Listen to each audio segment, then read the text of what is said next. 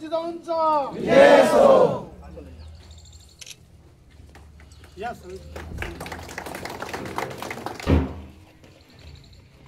योगदानी okay म्हटलं तर okay.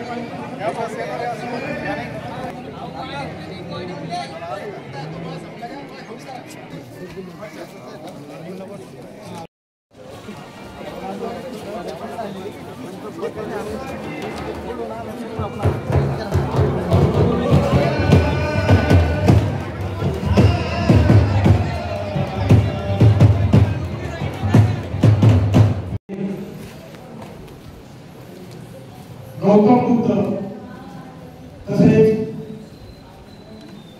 घटनेचे शिल्पकार, भारतरत्न व शिक्षणाचे जनक, प्रज्ञाशील तरुणास सांगणारे, शिका, संघटित, संघर्ष करा असे म्हणणारे डॉक्टर बाबासाहेब आंबेडकर यांचा आपण आज या ठिकाणी हा बौद्ध विभागाचा कार्यक्रम मोठ्या उत्साहामध्ये, थाटामाटामध्ये, सर्वांच्या उपस्थितीमध्ये, मान्यवरांच्या उपस्थितीमध्ये आपण या ठिकाणी आज पार पाडत आहोत.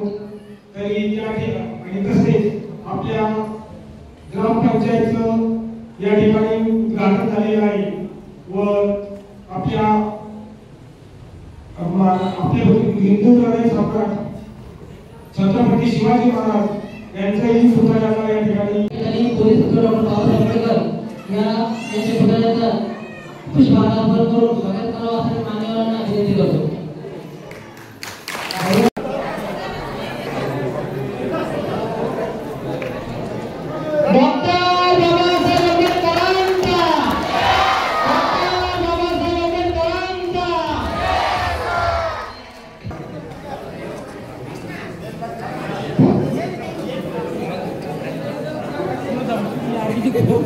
या ठिकाणी मान्यवरांच्या हस्ते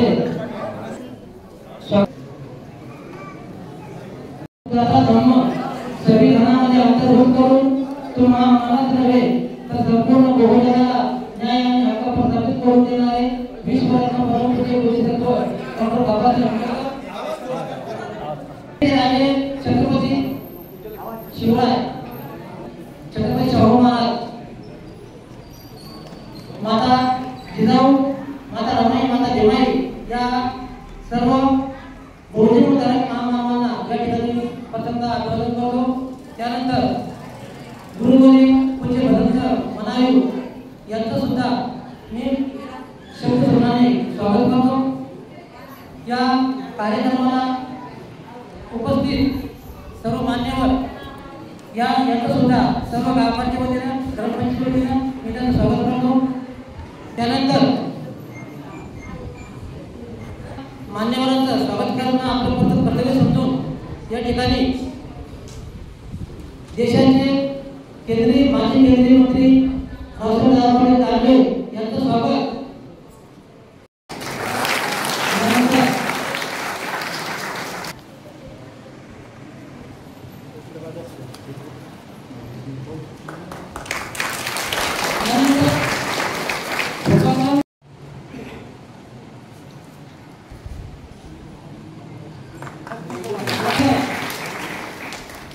गणेश बाबू अशोक निकम संत भगत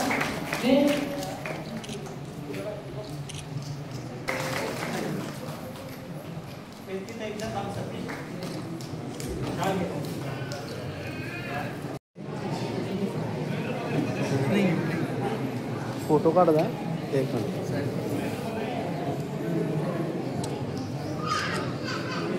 उपासिका बालतालिका या ठिकाणी भव्य असा गोंधळाचा झालेला आहे। त्या निमित्ताने भिक्खू संघ या ठिकाणी आमंत्रित करून सर्व मंत्रीगण आमंत्रित करून या ठिकाणी प्रथम तुम्हाला शील ग्रहण करण्याची निमंत्रण समजण्याचा आहे। अरहं सम्मा संबुद्धो भगवन्तं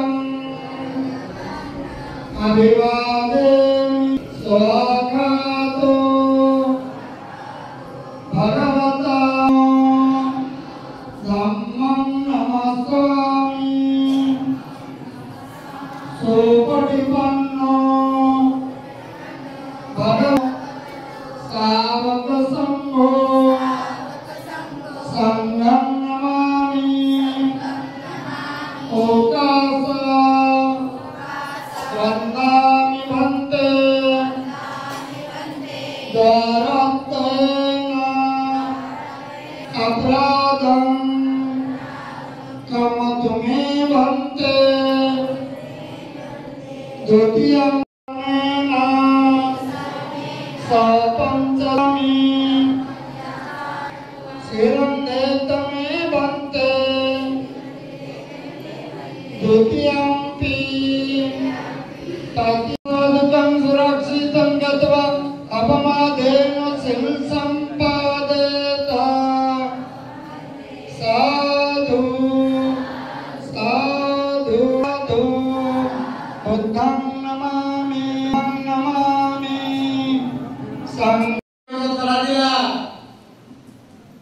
आणि त्याच्यामुळं आपला समाजाचा वर आला। आपण की बाबासाहेबांचे पायी घे आणि केवळ दलित समाज बाबासाहेबांचा पायी घे समजू नका। सगळ्या समाजाचे बाबासाहेब वगैरे समाजाचे असतात सगळ्यांनी आली पाहिजे कसली पाहिजे बाबासाहेबांना नमस्कार झाला पाहिजे। आपलं विचार शिवाजी पुतळे पुतळे समोर जाताना आपल्याला शिवाजी बद्दल काही भावना नाही होता। अरे वा काय शूरवीर शिवाजी होता। मोगलांचं राज्य समाप्त केलं, आपलं राज्य आणलं। तसं बाबासाहेबांच्या पुढे आपल्या लक्षात आलं पाहिजे की या देशात दलित आदिवासी जे काही लोक होते त्यांना वर आणण्याचं काम बाबासाहेबांनी केलं, शिकायचा संदेश दिला। याच्यासाठी हे पुतळे आपण करून केले आणि त्याच्यामुळे समाजानं या गोष्टीची दखल घेतली पाहिजे। आणि मला असं वाटतं की दखल घेतोय समाज, घेत नाही असं नाही, समाज दखल घेतोय। पण यापेक्षा जास्त बाबासाहेबांचे विचार आत्मसात केले पाहिजे असं मला वाटतं। बाबासाहेबांचं वर्णन एक तास असं होत नाही, मोठी गाथा आहे बाबासाहेबांची। बाबासाहेबांचं तर मी जास्त सांगितलं नाही तुम्हाला, पण आज आम्ही झळसळ करतो काय करतो ते घटना आम्ही बदलणार। मित्र समजून घ्या बाबासाहेबांची घटना कोणी बदलणार नाही, कोणाच्या मनात बी नाही। घटना आमच्या भाई जेवढी ज्ञानेश्वरी किंमत आहे तेवढीच किंमत आमच्या मनामध्ये घटनेची आहे। गैरसमज पसरवतात त्याच्या भोजन घुसू नका। ही टीम आमची मंडळी साधारण सगळे बंदेची बार बार समाजाबद्दल तुम्हाला सांगतात, त्यांचं कामच आहे जागृत करण्याचं। आम्ही काही राजकीय पक्ष ठेवतोय, येतो भाषण करतो, निघून जातो, पण खरंच समाज प्रबोधन करण्याचं काम यांचं आहे। त्यामुळे मी त्या आधारे त्यांचा करतो। आता राहिला प्रश्न मी आवर्जून बोलावला, अजून 2 आमदार बोलायचे। भगवान गौतम बुद्धाचा आजच्या ग्रामपंचायत इमारत आणि गुरुद्वाराच्या उद्घाटन प्रसंगी उपस्थित असलेले त्यांच्या शुभ हस्ते उद्घाटन झाले। आपले देशाचे माजी केंद्रीय मंत्री, आपल्या सर्वांचे नेते आदरणीय रावसाहेबजी दानवे पाटील आत्ताच ते भाषण करून गेले। व्यासपीठावर उपस्थित असलेले त्याप्रमाणे विधानसभेचे कार्यसम्राट जनसम्राट आमदार आदरणीय संतोषजी दानवे पाटील, आदरणीय गणेश बापू, सुरेशजी गांधाजी, आपले लोखंडेजी, धुलपजी, गणेश भाऊ आणि सर्व भक्तीजी, उत्तमराव पाटील शिंदे साहेब, लोखंडे साहेब ना, शिंदे साहेब,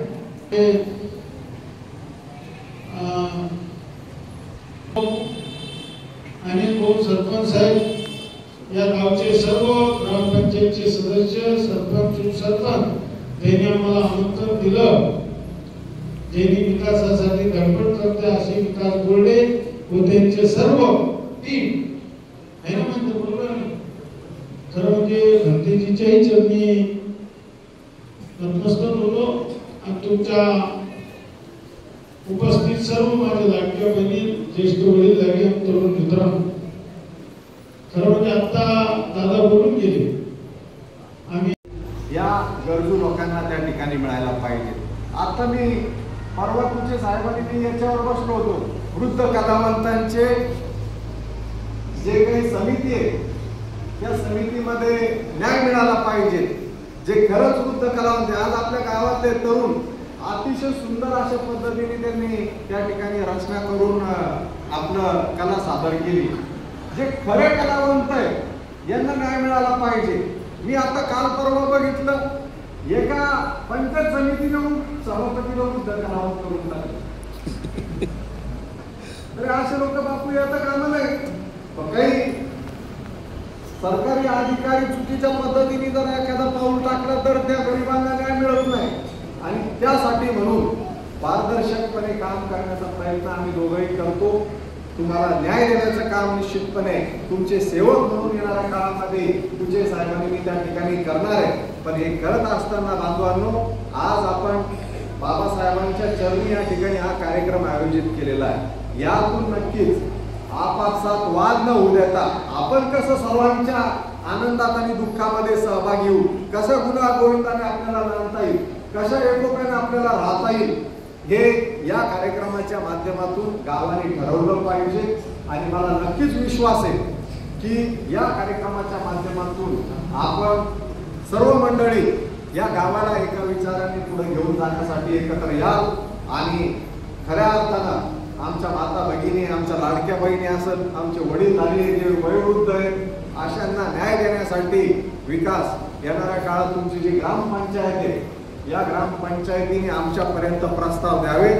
ते प्रस्ताव मग ते घरकुलाचे असो, ते विहिरीचे असो, ते वृद्ध कलावंतांच्या पगारीचे असो, ते संजय गांधी निराधार योजनेतल्या अपंग, दिव्यांग, विधवा माता भगिनींचे असो, त्याचबरोबर कुठल्याही प्रकारचे सरकारी लाभाचे विषय असतील तर आपण रजाळ्याला चांगल्या पद्धतीने प्राधान्य देऊ असा विश्वास या ठिकाणी झालेलं आहे. आणि भव्य असं बौद्ध विहार या ठिकाणी पूर्णत्वास आलेलं आहे. यासाठी जवळपास 25 लाख रुपयाचा निधी आदरणीय माझे वडील रावसाहेब पाटील साहेब असतील, स्वतः असेल किंवा आमदार नारायण तुपे साहेबांनी या ठिकाणी दिला.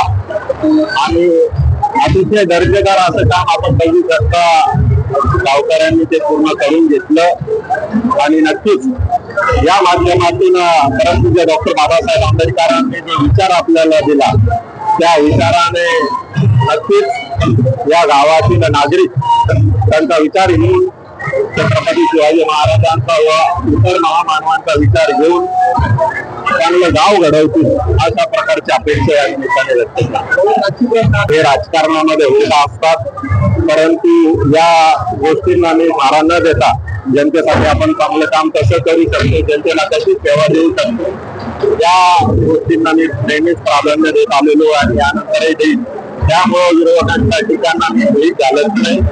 आणि नक्कीच या तालुक्याच्या विकासासाठी प्रतिबद्ध राहता येईल त्याचा प्रयत्न आम्ही करत राहतो. स्थानिक स्वराज्य निवडणुकीच्या संदर्भामध्ये आपण जर बघितलं तर वर्षभरापूर्वी या महाराष्ट्रातील जनतेने महायुतीच्या सरकारला निश्चितपणे पाठिंबा दिलेला. आपण बघितलं की पूर्ण बहुमत या ठिकाणी देत असताना महायुतीच्या सर्व उमेदवारांना विधानसभेमध्ये पाठवण्याचं काम राज्यातील जनतेने केलं.